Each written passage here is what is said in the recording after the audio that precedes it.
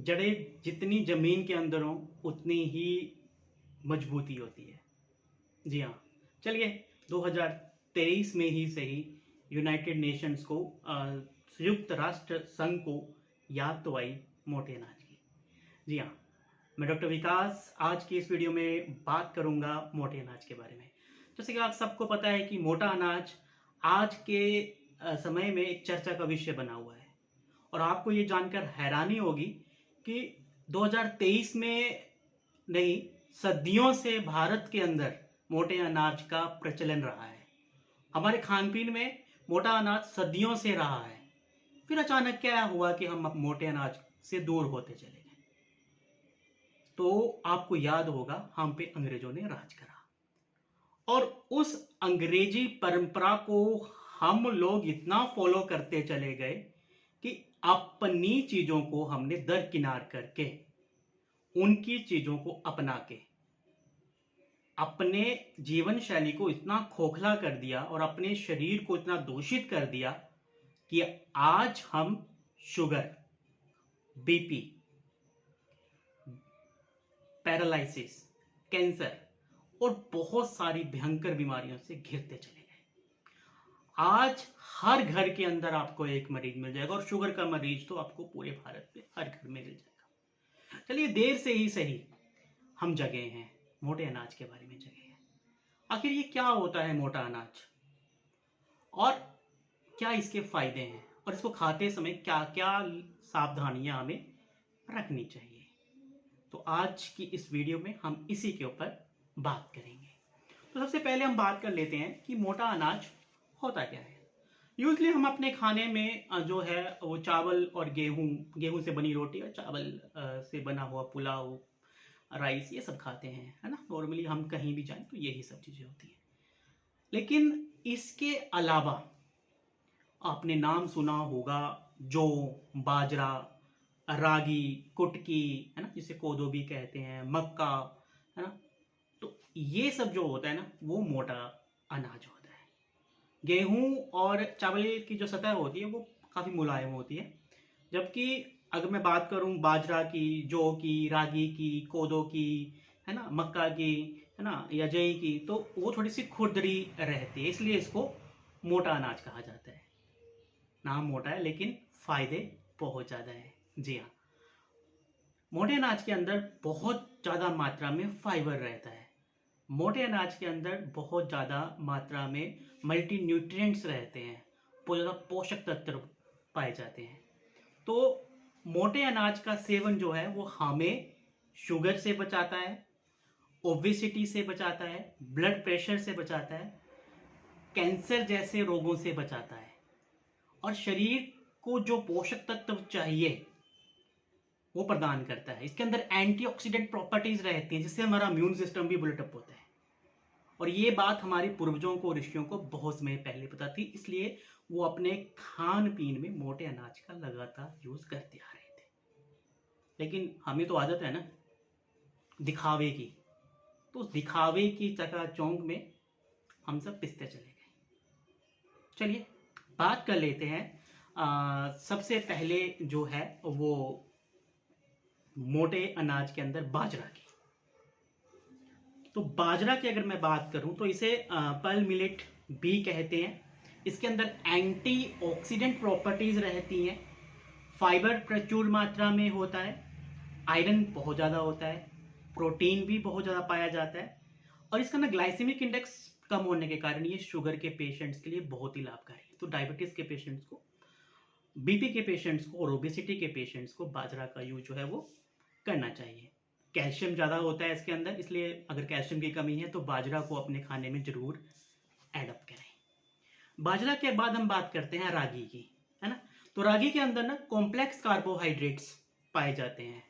ठीक है, तो कॉम्प्लेक्स कार्बोहाइड्रेट्स होते हैं, हाई प्रोटीन और हाई फाइबर रहता है इसके अंदर। तो प्रोटीन और फाइबर रहने के कारण ये ओबेसिटी और डायबिटीज पेशेंटों के लिए ये भी लाभकारी होता है और आज के टाइम में यही बीमारियां हैं, है ना। मेंटल हेल्थ के लिए ये बहुत ही उपयोगी है।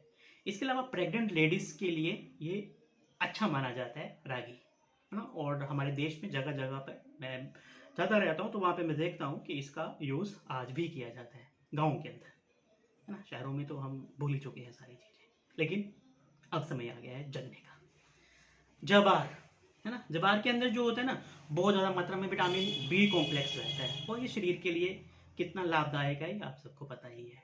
तो विटामिन बी कॉम्प्लेक्स, सारा बी विटामिन कॉम्प्लेक्स, इसके अंदर जितना भी विटामिन B1, B2, B3 है ना, सारे विटामिन बी रहता है और ये शरीर को एक स्ट्रेंथ प्रोवाइड करता है। फाइबर भी प्रचुर मात्रा में रहता है ज्वार के अंदर। इसके बाद बात करता हूँ जई की। इसको तो आप सब जानते हैं, जी हाँ, ओट्स। ऑब्वियसली अंग्रेज ज़्यादा यूज़ करते हैं इसलिए आप सब इसको जानते हैं ओट्स के बारे में। खैर, हमारे देश में ये सदियों से यूज़ किया जा रहा है। इसके अंदर बहुत ज़्यादा फाइबर रहता है और फाइबर ज़्यादा होने के कारण ये खाने में सुपाच्य होता है। जिन लोगों को कॉन्स्टिपेशन की दिक्कत रहती है उनके लिए ये काफ़ी फायदेमंद है। तो कॉन्स्टिपेशन वालों के लिए ये ठीक रहता है। इसके अंदर फोलिक एसिड रहता है और जो कि बच्चों के विकास के लिए बहुत ही ज़्यादा जरूरी है, प्रेग्नेंट लेडीज़ के लिए बहुत ज़्यादा जरूरी है। तो इसको खाने के टाइम में कुछ सब्जियां थोड़ी सी ज़्यादा एडअप करके इसको लेना चाहिए, तो सोने पे सुहागा हो जाएगा। यानी कि इसके अंदर जो चीज़ें हैं वो तो आपको मिलेंगी। सब्जियों के अंदर जो न्यूट्रिएंट्स हैं वो भी आपको एडअप होके मिल जाएंगे, तो ये काफ़ी फायदेमंद है। जो है तो सर्दियाँ जा रही हैं और गर्मियाँ अब आ रही हैं, तो जो होता है ठंडी तासीर का होता है, तो ये काफ़ी फायदेमंद है, ठंडक देता है शरीर को। और क्योंकि इसके अंदर मैग्नीशियम बहुत ज़्यादा रहता है तो ये काफ़ी उपयोगी है हमारे लिए। मक्के के बारे में आप सबने सुना होगा, हमारे हिमाचल में तो ये बहुत ज़्यादा यूज़ होता है सर्दियों के टाइम पे। पंजाब में चले जाओ तो मक्का की रोटी और सरसों का साग प्रचलन है पूरे विश्व में, भारत में नहीं, विश्व में के अंदर खाया जाता है। तो मक्के के अंदर ना काफ़ी अच्छी प्रॉपर्टीज़ रहती हैं, फाइबर रहता है बहुत ज़्यादा। उस हिसाब से ये मक्का जो होता है ना, ये हार्ट के पेशेंट्स के लिए, बीपी के पेशेंट के लिए बहुत ही लाभकारी है। और जिन लोगों को पेट में अल्सर रहते हैं ना, उनके लिए भी ये इजी टू डाइजेस्ट रहता है, आराम से वो पच जाता है ना। तो ये मक्का हुआ। इसके अलावा कोदो, है ना, कोदो के बारे में सुना होगा, कटकी जिसम कहते हैं, कटुकी, है ना। तो कोदो जो होता है ना, ये डायबिटीज़ को बहुत अच्छे से मतलब कंट्रोल करता है ना। और जिनको लीवर की प्रॉब्लम्स हैं, किडनी की प्रॉब्लम्स हैं, उनके लिए ये लाभकारी है। अब डायबिटीज़ को कंट्रोल करने का मतलब है कि दवाइयाँ नहीं छोड़नी है, जो आपके चिकित्सक ने आपको बताई हुई हैं उसकी देख रेख में वो दवाइयाँ आपने लेनी है। लेकिन दवाई के साथ साथ में आहार, अगर आप खान पीन का ध्यान नहीं रखें तो दवाई से भी फायदा नहीं होता, इसलिए खान पीन को व्यवस्थित करना भी बहुत जरूरी है, तो आपको बहुत ज़्यादा दवाई के साथ में फायदा होगा। आयुर्वेद की दृष्टि से अगर मैं बात करूं तो ये कफ और बात को बैलेंस करता है। जितना भी मोटा अनाज होता है ना, ये कफ और बात को बैलेंस करता है। तो बात को बैलेंस करने से क्या होता है, जितनी भी जोड़ों से संबंधित प्रॉब्लम्स हैं, जॉइंट पेन्स हैं, हड्डियों से रिलेटेड दिक्कतें हैं, आर्थराइटिस है, ओस्टियोआर्थराइटिस है, रूमेटॉइड आर्थराइटिस है, गठिया की प्रॉब्लम, वो सब बैलेंस हो जाती है, ठीक हो जाती है। एक बार ट्राई करके देखिए, अपने खाने में मोटे अनाज को ला के देखिए, और कफ से रिलेटेड जितनी भी प्रॉब्लम्स हैं वो भी ठीक होती है। तो ये थे फायदे। अब सावधानियां क्या रखनी है, तो जवार हुआ, बाजरा हुआ, रागी हुआ, मक्का हुआ, ये थोड़े से ना गर्म तासीर के होते हैं। तो इसको क्या करना है आपने, जैसे मैंने पहले ही बताया कि सब्जियां काफ़ी ज़्यादा लें। सब्जियों में देखिए, सर्दियों में तो कोई दिक्कत नहीं है, लेकिन गर्मियों में इसका थोड़ा सा सावधानी ये रखनी होती है कि हमें बहुत सारी सब्जियों के अंदर इसको पकाना चाहिए, बनाना चाहिए, सब्जियों के साथ मिले तो सब्जियों के न्यूट्रिएंट्स भी मिलेंगे और इसका भी फायदा होगा। तो वही है, सोने पे सुहागा वाली बात हो जाएगी, एक तीर से दो शिकार हो जाएंगे, है ना। तो ये फायदेमंद रहेगा, आपका डबल बेनिफिट करेगा। इसके अलावा जो है छाछ के साथ में आप गर्मियों में इसको यूज करो, है ना। छाछ वैसे भी गर्मियों में रोक लेते हैं, पानी की जगह छाछ लेनी चाहिए। उसके अंदर क्या क्या डालना है वो मैं बाद में बात करूंगा अगली वीडियो में। तो छाछ के साथ आप इसको यूज कर सकते हैं। जो हुआ, जवार हुआ, इसको आप नॉर्मल गेहूं के आटे में मिक्स करके भी आप यूज कर सकते हैं। और आप चाहो तो उन सबको मल्टी ग्रेन जिसे हम आटा कहते हैं, तो खुद बना के इस आटे को आप यूज़ करिए, है ना, गेहूं के साथ में मिक्स करके, है ना, चावल के साथ में मिक्स करके इस सबको यूज़ करिए, निस्संदेह आपको फायदा होगा। तो मोटे अनाज का ये फायदा था हमारे स्वास्थ्य की दृष्टि से। अगर मैं बात करूं कृषि की दृष्टि से, तो क्योंकि मोटे अनाज को हम इजीली उगाया जा सकता है, इसके लिए कोई उपजाऊ जगह की जरूरत नहीं होती, बंजर जगहों पे भी ये उग जाता है, बहुत ज़्यादा पानी की जरूरत नहीं होती, तो किसानों के लिए भी ये फायदेमंद है ना। और जब हमारी सेहत के लिए यूज है, इसकी कंजप्शन ज़्यादा होगी तो किसान ज़्यादा उगाएंगे और बंजर जगहों पे भी उगा सकेंगे। इससे हम आर्थिक रूप से भी हमारा देश, हमारे किसान जो है वो सशक्त होंगे। और सबसे ज़्यादा फायदा पता क्या होता है कि जब हम वेरिएशन लाते हैं, आपको पता ही है, वेरिएशन लाते हैं फसलों की, तो जो न्यूट्रिएंट्स वैल्यू होती है ज़मीन की वो भी बढ़ती है, तो ज़मीन उपजाऊ भी होगी। तो ये पर्यावरण के लिए भी बहुत अच्छी चीज़ है।